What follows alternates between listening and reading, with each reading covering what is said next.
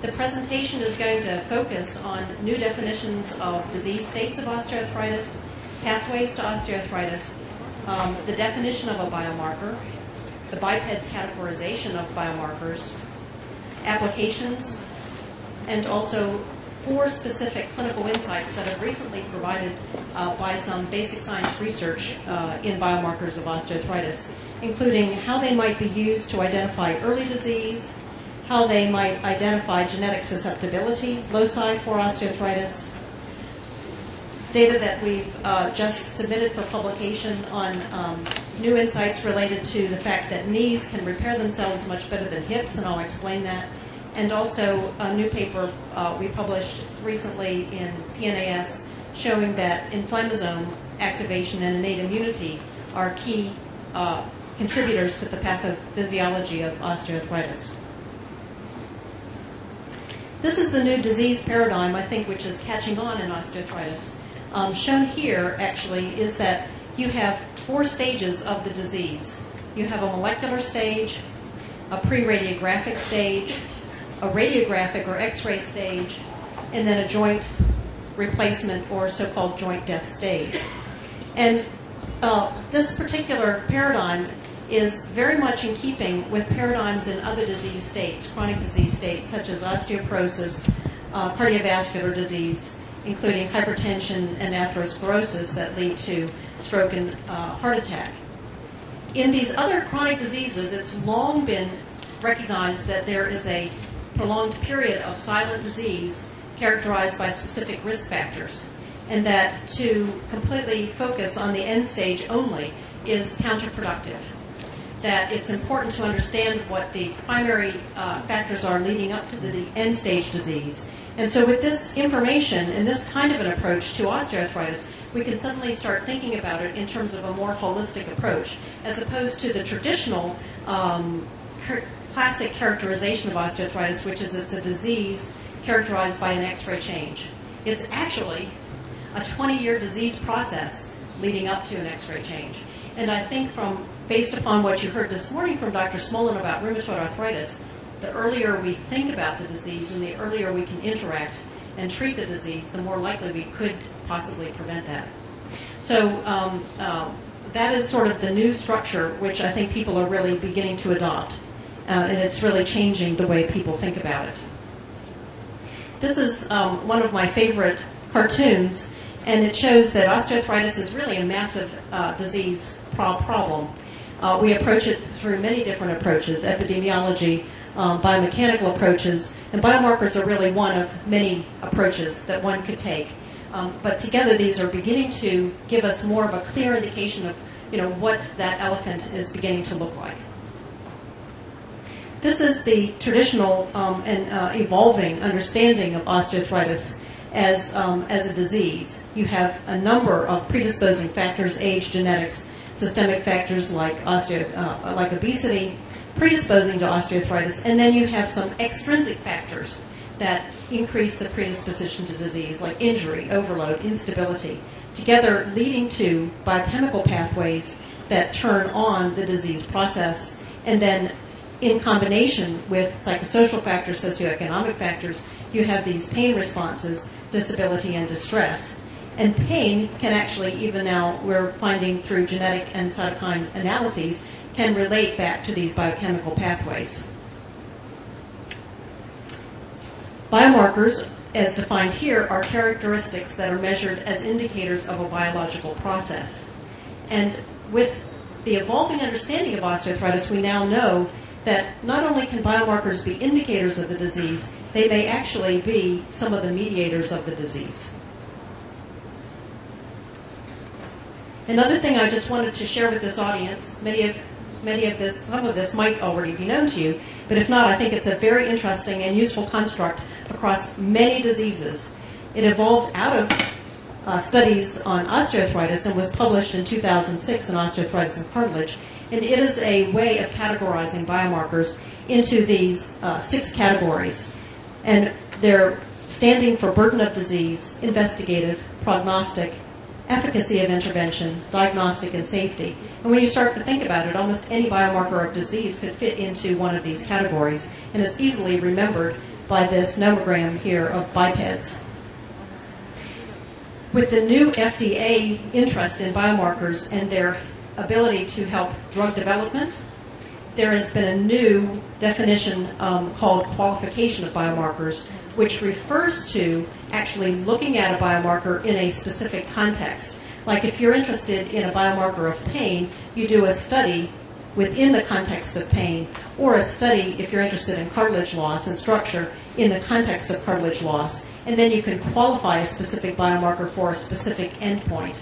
And the FDA is now looking at trying to qualify lots more of these things for specific endpoints so they could be used alternatively or in addition to traditional endpoints, like in OA, joint space narrowing, to actually enhance drug development, which has been stalled in OA. Here's just a list of some of the potential uses for biomarkers. And they're very protean. That is, you could use it to give you clues into disease pathogenesis, phenotype patients for clinical trials, phenotype subjects for genetic studies, monitor their response to therapeutic drugs, monitor the joint tissue response to other interventions. You may need fewer patients in a clinical trial if you can actually enrich for a specific characteristic, could reduce costs of trials and shorten the duration of trials. With respect to clinical use right in your actual practice of rheumatology, they could be used for disease diagnosis and prognosis, monitor disease progression, and monitor therapy in conjunction with your clinical exam and your patient outcomes.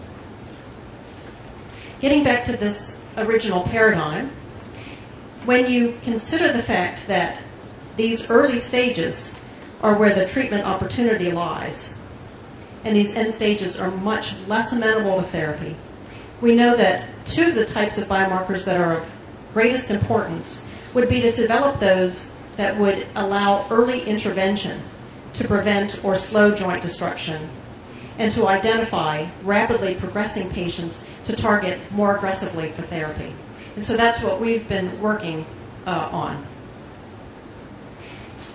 I find Dr. Smollen's talk this morning to have been very inspirational, and I think that there are many lessons there that will actually contribute to enhancing an understanding of osteoarthritis. We know from rheumatoid arthritis that the early stages are critical, that there's a period when immune dysregulation is potentially reversible. We think that's also possibly, early stages are possibly reversible with respect to OA. The longer you wait, the longer the disease has been occurring, the worse the prognosis. If you even delay therapy for a short term, it can have bad effects on radiographic progression. There is a histological transition from what's called immune plasticity to rigidity that coincides with the development of established pannus and erosive joint disease.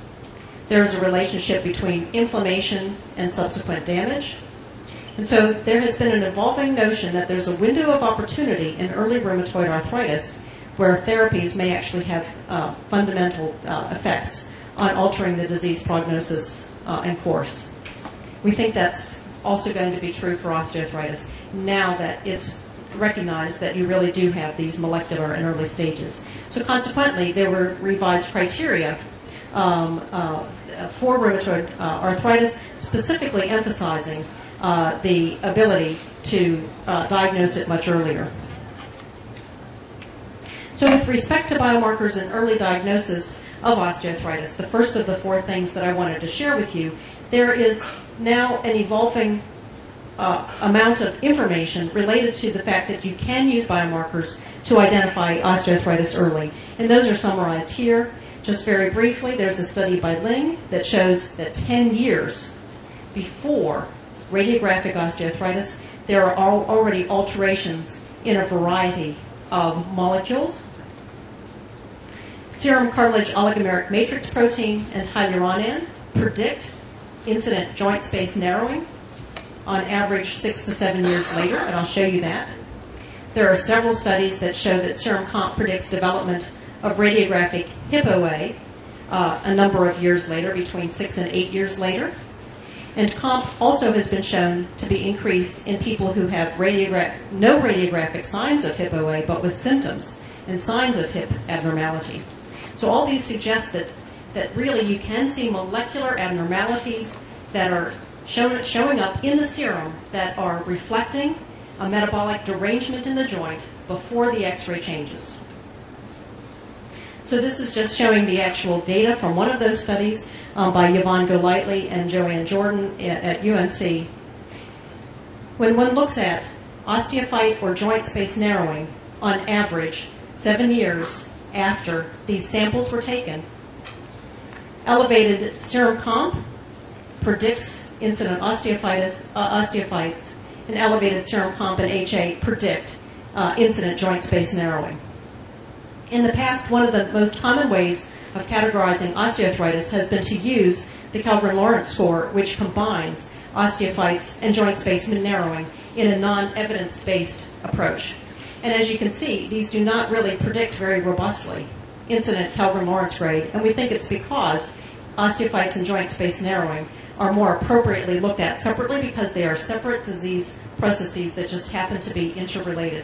And I think some of the negative data in the past is related to the poor definition of radiographic osteoarthritis that has been used.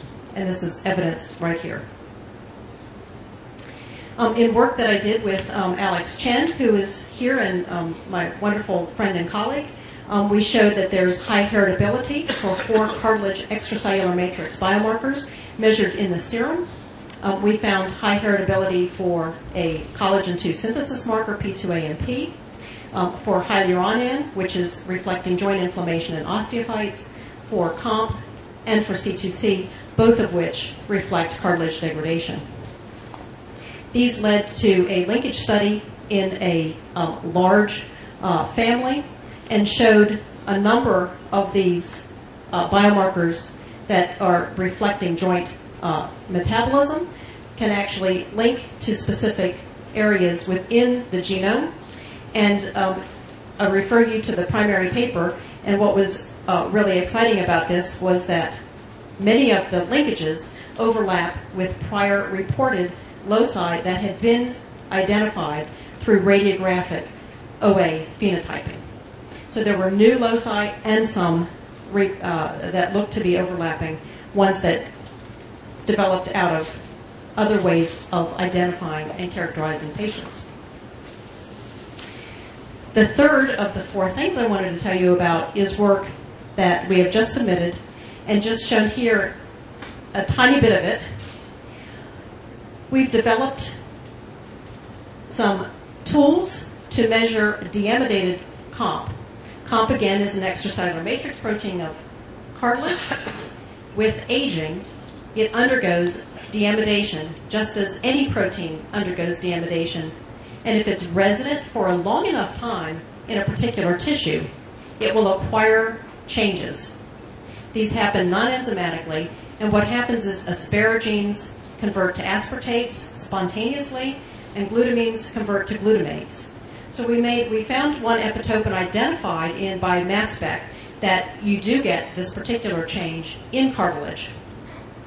In cartilage, when we measured the amount of deamidated COMP as a ratio to total COMP, which is both amidated and deamidated, we found that this aged COMP is more abundant in hip cartilage than it is in knee cartilage of individuals who are of similar age. We also found that there is more aged COMP around osteoarthritic lesions of the hip.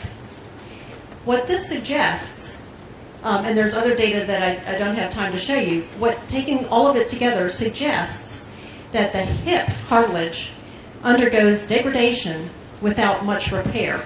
If there's a repair, then you have both new and old mixed together in the cartilage. And mostly what we're seeing is just the old that's left over. Whereas in the knee, you have both new and old, which suggests for the first time that the knee is a much more robust tissue when it comes to repair than the hip, which might also now finally explain why, when you get hip disease, it evolves and it progresses much more rapidly than does the knee. Typically, the knee, the maximum you can see is about 30% of individuals at any one time are progressors. That's not true in the hip, it's much higher. So we think that that's because the hip is not repairing. The last piece of information I wanted to share with you is a paper that we just published in PNAS that shows some strong evidence for innate immunity being actually one of the drivers of osteoarthritis. We measured a number of synovial fluid markers, uric acid, TNF-alpha, IL-18, and IL-1, and what is shown here is a correlation among these various markers. And the one I want you to focus on here is that synovial fluid uric acid is strongly correlated with synovial fluid IL-18. Normally you don't think of osteoarthritis as a uric acid-driven disease. Typically you only think of gout as a uric acid-driven disease. And the data I'm going to show you would suggest that it may be also a uric acid-driven disease. What we are seeing is that this is the inflammasome picture. We think what is happening is that uric acid is forming particulates with the breakdown products of proteoglycans and may not form active classic crystals, but some sort of particulates which are taken into cells, probably macrophages in the lining of the synovium, possibly into chondrocytes, which leads to the activation of this inflammasome that leads to pro-caspase 1 degradation into active caspase 1, which converts pro-IL-1 beta and IL-18 into active IL-1, 18, and beta. And we have data that show that these molecules are associated with OA severity and progression 3 years later, and IL-18 is also associated with OA pain. The correlations are so strong that it suggests to us that perhaps through the loss of uric acid from dying cells, which is what is actually happening in osteoarthritis, that you're actually turning on this pathway.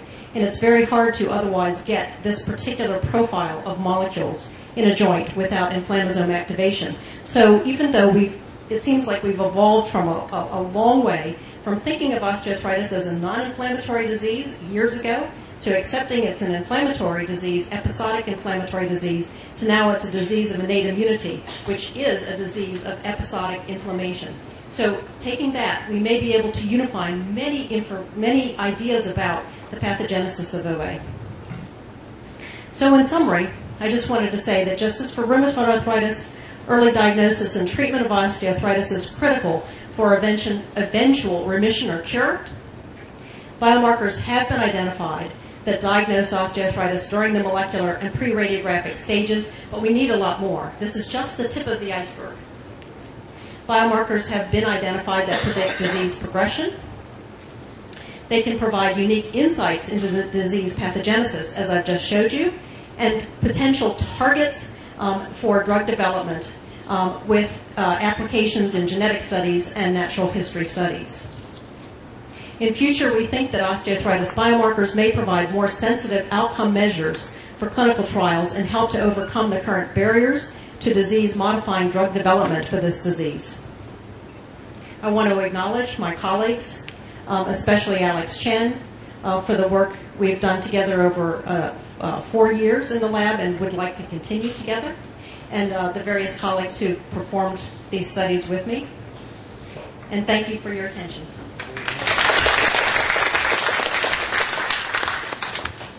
Okay.